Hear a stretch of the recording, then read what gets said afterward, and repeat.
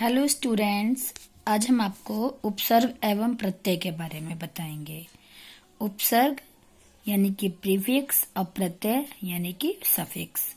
उपसर्ग क्या होते हैं और प्रत्यय क्या होते हैं, ठीक है।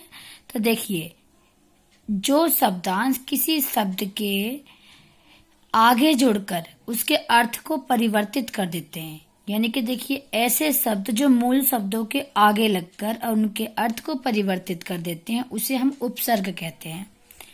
उपसर्ग, उप मतलब आगे लगना, ठीक है।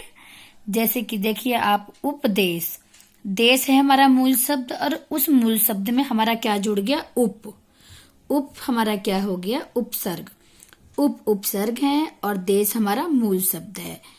उप प्लस देश हमारा क्या बन जाएगा, उपदेश। इतने शब्द को देखिए, अब मूल शब्द में उपसर्ग जुड़कर शब्दों के बिल्कुल अर्थ को चेंज कर दिया ना, उपदेश बन गया, अलग ही बन गया ये। उसी प्रकार से अनाथ में देखिए, अ उपसर्ग है और नाथ, अ प्लस नाथ अनाथ। नाथ भगवान को कहते हैं, परंतु यहाँ पर हमने अ उपसर्ग जोड़ने के बाद से इसके अर्थ को अर्थ बिल्कुल परिवर्तन हो गया, परिवर्तित हो गया हमारा किसमें, अनाथ। जिसे कि ऑर्फन चाइल्ड को बोलते हैं अनाथ, ठीक है। अनाथ बच्चे है ना, जिसका कोई नहीं होता है। तो उसी प्रकार से देखिए अभिमान, मान आप जानते हैं और उसमें हमने अभी शब्द जोड़ दिया तो क्या बन गया, वो अभिमान। तो कुल मिला के हम ये कह सकते हैं इसकी डेफिनेशन कि जो शब्दांश किसी शब्द के आरंभ में जोड़कर नए शब्द का निर्माण करके उसके अर्थ में विशेषता लाते हैं उसे हम उपसर्ग कहते हैं। अब उपसर्ग के प्रकार देखते हैं हम। तो उपसर्ग जो है कई प्रकार के होते हैं, क्योंकि अनेक भाषाओं में अनेक उपसर्ग आए हैं।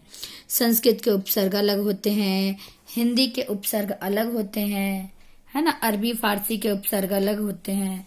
उपसर्ग की तरह प्रयुक्त होने वाले संस्कृत के अवयव भी हैं और अंग्रेजी के उपसर्ग अलग हैं।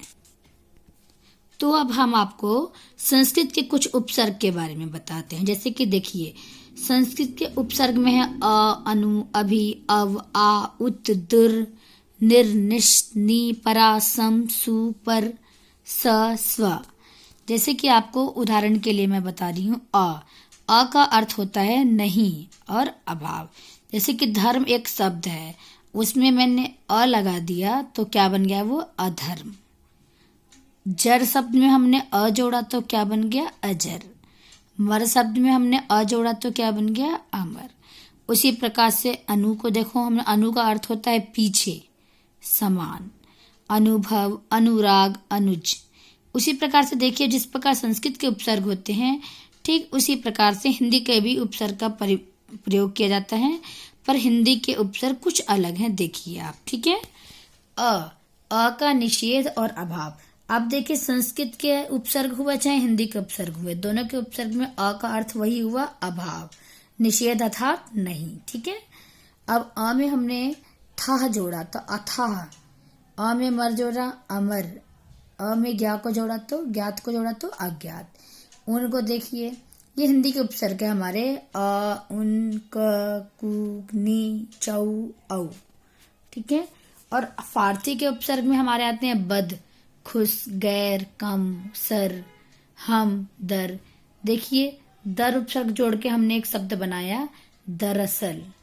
गैर को जोड़कर गैर जिम्मेदार, गैर हाजिरी, गैर हाजिर। खुश को खुशबू, खुशनुमा, खुश किस्मत, है ना। उसी प्रकार से देखिए अवयव संस्कृत के, जैसे कि स, चिर, पुनः, पुरा, सत। सत में जोड़िए आप सज्जन, सत प्लस जन क्या बन जाता है हमारा, सज्जन। तिर मतलब तिरस प्लस आकार मतलब तिरस्कार।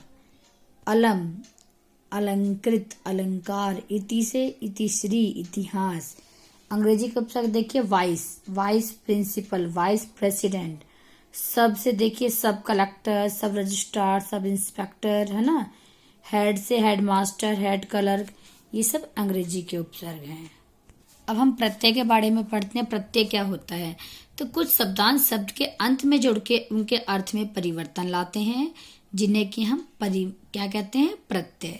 तो इसका जो हम एक परिभाषा है इस प्रकार दे सकते हैं कि कुछ शब्दांश शब्द के अंत में जुड़कर उनके शब्द अर्थ में नवीनता लाते हैं और इस बदलाव से अर्थ में परिवर्तन होता है, जो शब्दांश अंत में जुड़कर उसके साथ परिवर्तन लाते हैं उसे हम प्रत्यय कहते हैं। ठीक है। दयालु में अगर हमने ता प्रत्यय जोड़ा तो बन गया दयालुता। शेर में नी प्रत्यय जोड़ा तो शेरनी। पढ़ में आकू प्रत्यय जोड़ा तो पढ़ाकू। अब प्रत्यय के भी प्रकार पढ़ लीजिए, काइंड्स ऑफ सफिक्स, यानी कि प्रत्यय के प्रकार। प्रत्यय दो प्रकार के होते हैं बेटा, कृत प्रत्यय और तद्धित प्रत्यय। अब कृत प्रत्यय में क्या होता है, धातुओं के अंत में, ये तो पता है कि प्रत्यय हमेशा अंत में लगते हैं, पर इसमें क्या है, धातुओं के अंत में लग के संज्ञा विशेषण तथा अवयव बनाने वाले प्रत्यय को कृत प्रत्यय कहते हैं। धातु के अंत में लगकर क्या बनता है, संज्ञा विशेषण और अवयव। जैसे कि पीना प्याऊ, मथ प्लस आनी मथानी, खेल प्लस आड़ी खिलाड़ी, थकान प्लस आवट थकावट। ठीक है। कृत प्रत्यय जो है इसके उदाहरण है ये। कृतवाचक जो है, देखिए आप इसके अंदर कृतवाचक के जिन प्रत्ययों के योग से क्रिया को करने वाले अर्थात कर्ता का बोध हो उसे कृतवाचक बोलते हैं। जैसे कि अक है तो धाव प्लस आवक, धाव प्लस अक धावक, दौड़ने वाला। पता लग रहा है ना क्रिया कौन कर रहा है ना। आका मतलब लड़ प्लस आका लड़ाका। चालू, चाल प्लस आलू, चा प्लस आलू चालू, है ना। झगड़ा प्लस लू झगड़ालू। इसमें क्रिया को करने वाले का पदबोध हो रहा है, इससे पता लगता है कि ये कृतवाचक है। कर्मवाचक प्रत्यय में क्या होता है, इसमें हमें क्रिया के योग से कर्म का बोध होता है। जैसे कि लुभावना, डरावना, वना प्रत्यय जुड़ा है इसमें, खिलौना बिछौना ओना प्रत्यय जुड़ के। एक होता है भाववाचक प्रत्यय, इसमें क्या होता है, जिन प्रत्ययों के योग से क्रिया के व्यापार अथवा भाव का बोध हो उन्हें भाववाचक कृत प्रत्यय कहते हैं। जैसे कि देखिए आप, भाव का पता चले, सुनने, भाव क्या होता है हमारा, हाँ भाव हमारा हंसना रोना गाना सुनना बैठना, ये सब हमारे भाव होते हैं ना। तो देखिए अन मतलब श्रवण पठन चलन, अन प्रत्यय जुड़ गया इसके अंदर, आवट प्रत्यय जुड़ गया, लिखावट, ये सब हमारे भाव हैं। इसी प्रकार से प्रत्यय क्रियावाचक प्रत्यय में जिन प्रत्ययों के योग से क्रिया पर विशेषण संज्ञा अवयव तथा विशेष अर्थ वाली क्रिया का बोध हो उसे क्रियावाचक कृत प्रत्यय कहते हैं। जैसे क्रिया मतलब सूखा, जागा, भूला, विश्रा, आ प्रत्यय जुड़ के बना है। और तद्धित प्रत्यय, ये सब हमारे कौन से थे, कृत प्रत्यय के उदाहरण थे। अब तद्धित प्रत्यय जो होता है, तद्धित प्रत्यय अलग होता है। इसके अंदर संज्ञा सर्वनाम विशेषण के अंत में लगने वाले प्रत्यय को तद्धित प्रत्यय कहते हैं। जैसे कि देखिए आप, इसका प्रभु प्लस ता प्रभुता, कड़वाहट, आहट जुड़ गया ना, चाचा प्लस एरा चचेरा। इसके अंदर भी भाववाचक भी होता है, संबंधवाचक भी होता है, गुणवाचक भी होता है, स्त्रीवाचक प्रत्यय भी होता है। तो कुल मिला के उपसर्ग वो होता है जो मूल शब्दों के आगे जुड़कर उनके अर्थ को परिवर्तित करता है, और प्रत्यय वह होता है जो मूल शब्दों के पीछे जुड़ के उसके अर्थ को परिवर्तित करता है। आपको मैंने एक्सरसाइज फिल करके भेज दिया, आप लोग अपनी कॉपी में कर लीजिएगा। ओके।